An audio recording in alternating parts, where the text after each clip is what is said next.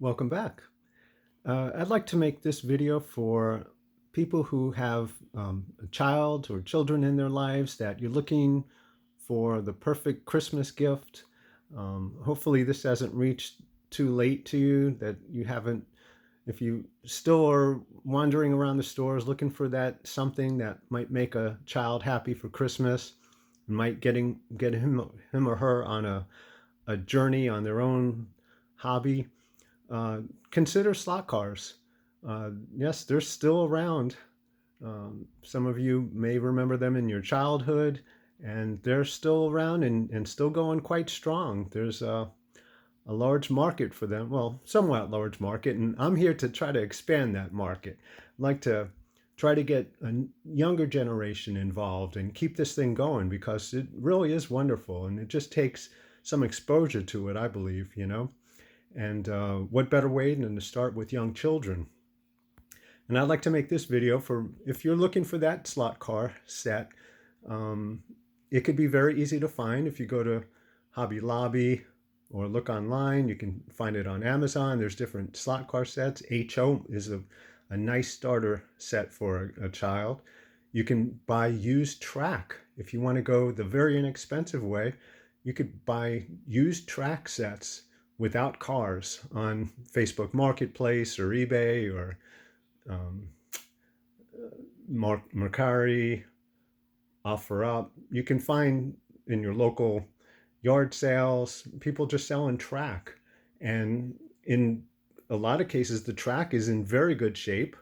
And this track I have here is a Tyco, and it's over 30 years old and still going very strong. There's no issues, and you can get a great deal on track for very inexpensively, and then you can purchase the cars yourself. You can find them very inexpensive at Hobby Lobby for $20 for cars like these, which run very well on HO tracks. Or if you want to go to 1/43rd scale, there's Carrera Go. You can find track sets at Hobby Lobby pretty inexpensively or online. And then you can get the Carrera Go cars for $15 to $20. It's a great deal to have a nice slot car for young children. And I just want to go one step further with how to drive these cars and how to teach children how to drive.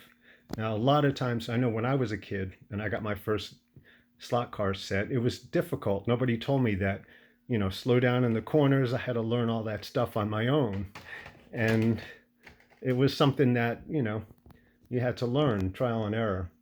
And a lot of kids gave up on it because, oh, the cars always fly off the track. What good is this? They don't stay on the track. Well, they'll stay on the track if you learn how to drive. You have to learn how to corner. And so I just want to teach you just a few basics. If you do pick up either a set or some tracks and buy a few cars, whatever your budget can allow. If you buy a couple of cars, that's great.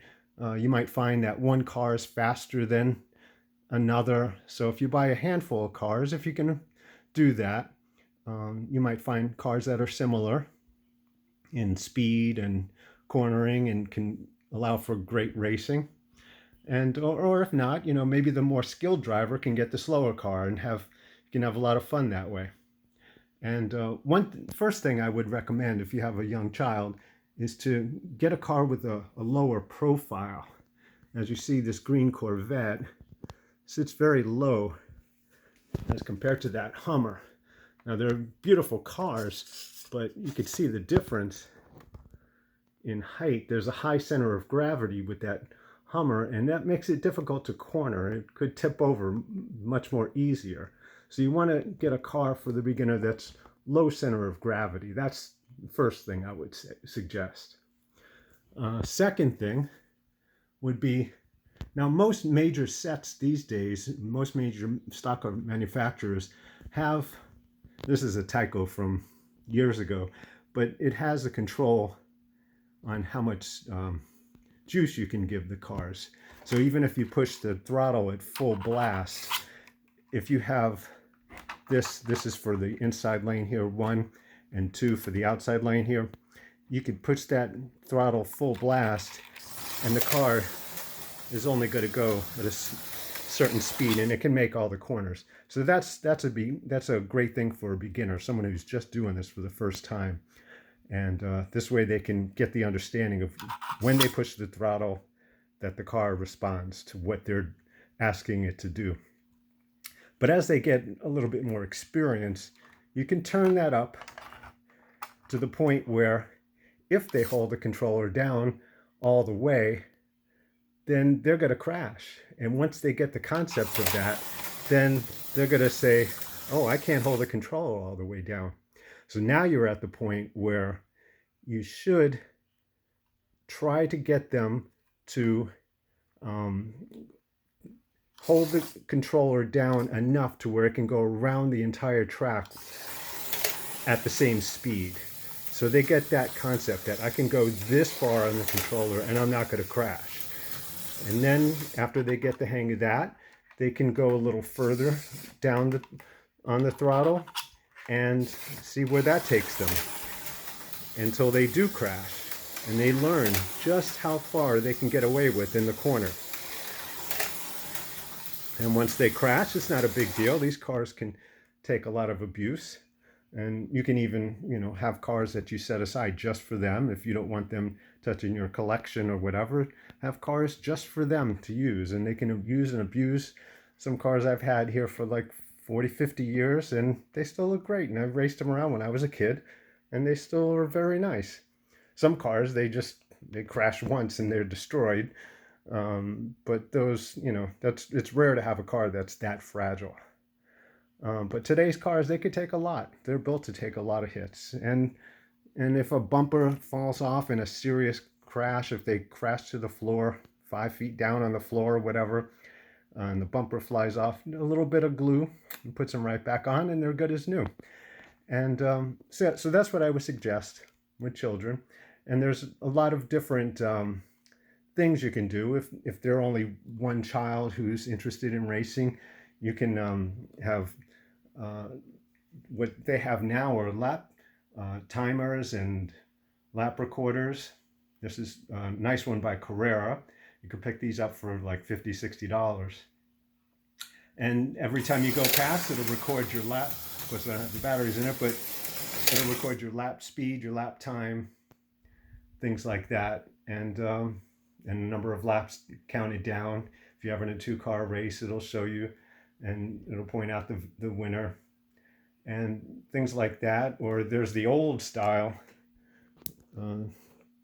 AFX lap counter, and they make different things like this. I think Auto World has one now that has built into the track piece that'll count the laps that you've completed, so it's easy to keep track that way. Or you can even use your cell phone. There's apps these days that keep track of everything. You just hold a cell phone over the track and it'll record the lap times. It'll record lots of great things. So that's how I would teach a young child, a beginner, to get into slot cars. It could be very inexpensively. Like I said, this track is many, many years old. Now I've had this. I'm the only owner of this track.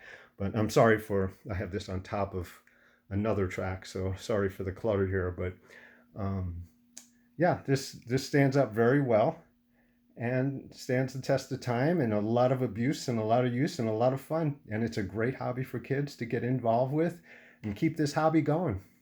All right, thank you for watching, and see you next time.